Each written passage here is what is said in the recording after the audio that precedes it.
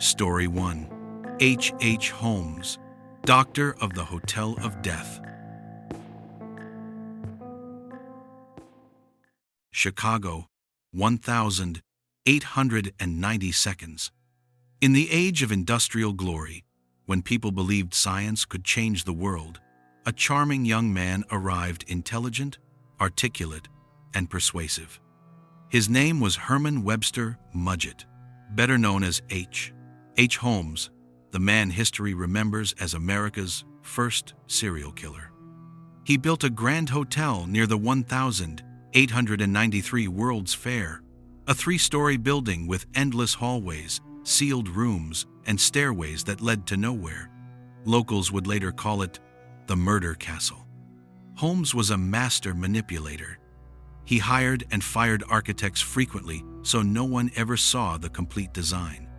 Inside, he built soundproof rooms, hidden gas chambers, and a giant furnace in the basement. Every brick was laid for one purpose, not to heal, but to experiment with death.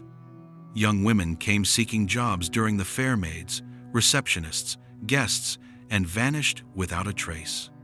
Holmes smiled and told everyone they had moved away. No one doubted him. He looked every bit the gentleman doctor, educated, polite, respectable. When police finally entered the building, they found surgical instruments, bleached skeletons, and burned remains in the furnace. Investigators estimated more than 200 victims, though the exact number was never known because most were erased from existence. In his cell, Holmes calmly wrote his confession, describing his crimes in chilling detail. He claimed he was born different, without a soul. Before the hangman's noose tightened, he whispered, "I'm not afraid of death. I only want to see where my soul will go." The murder castle burned down years later, but the legend of H. Holmes endures. He didn't kill out of anger or greed. He killed to understand the boundary between life and death. In an age of science and reason, he proved that intelligence without empathy becomes the darkest experiment of all. Story 2. John Bodkin Adams, Angel of Peace. Eastbourne, England. A peaceful seaside town where the elderly come to rest. There, one doctor was trusted by everyone, John Bodkin Adams. Polite, kind, always with a warm smile. Yet behind that gentle manner lay a truth that shook the nation. More than 160 patients had died under his care, all peacefully. And in many wills, his name appeared. Dr. Adams never refused a patient. He treated the old, the frail, the lonely, especially the wealthy. He visited daily, offered comfort, and injected sedatives. When they passed away, he stood by their beds and whispered, "They went peacefully." But soon, the deaths became too frequent, too similar, too convenient. Police searched his office and found hundreds of bottles of morphine and heroin, along with meticulous notes detailing every dosage. Everything was recorded, precise, ritualistic, unnervingly calm.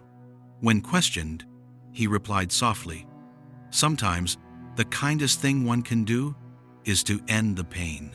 The trial divided England. Was he a merciful doctor granting peace, or a killer hiding behind compassion?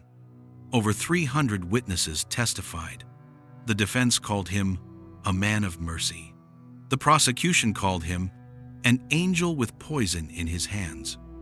In the end, Dr. Adams was acquitted. No solid evidence remained. Most patients were already buried before suspicions arose.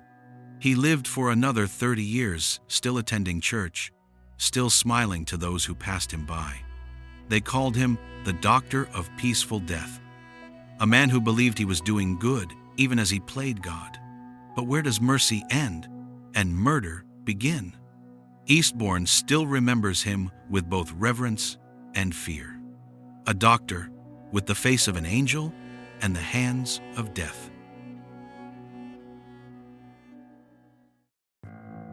Story 3. Glennon Engleman, the dentist with the devil's mask. In St. Louis, Missouri, there was once a dentist everyone trusted. He was polite, meticulous, and soft-spoken. His name was Glennon Engleman, a man who made patients feel safe while secretly planning murders that would span 2 decades. Because Engleman wasn't just a dentist. He was a killer, one who used charm, intelligence, and greed as his instruments. In the 1,960 seconds, Engleman ran a small dental clinic in St. Louis.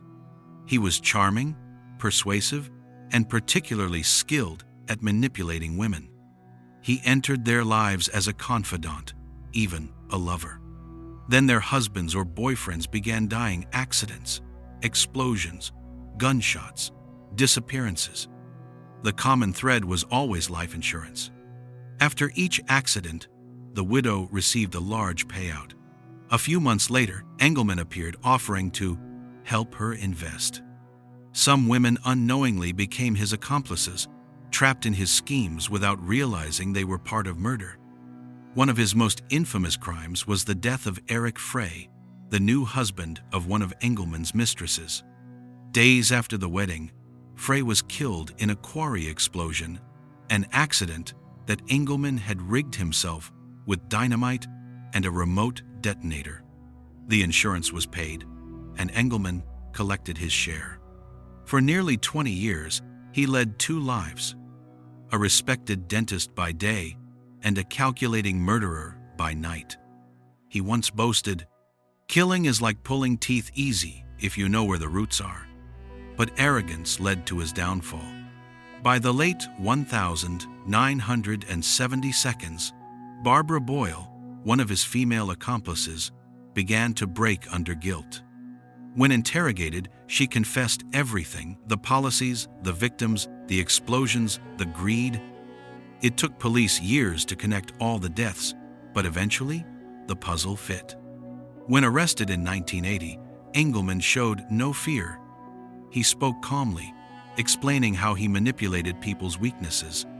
At trial, he declared, "I didn't kill for blood. I killed for control." Engleman was sentenced to life in prison without parole. He remained composed until his death, smiling for cameras, discussing the psychology of death. They called him the dentist with the devil's smile, a man who turned trust into a weapon and intelligence into evil. He didn't crave violence, he craved power. And behind his calm smile lay a truth darker than pain itself. Even the kindest face can hide the sharpest teeth. 3 doctors, 3 brilliant minds, and 3 hands that turned knowledge into a weapon of death. They once healed the sick, then began killing with the same precision they once used to save lives.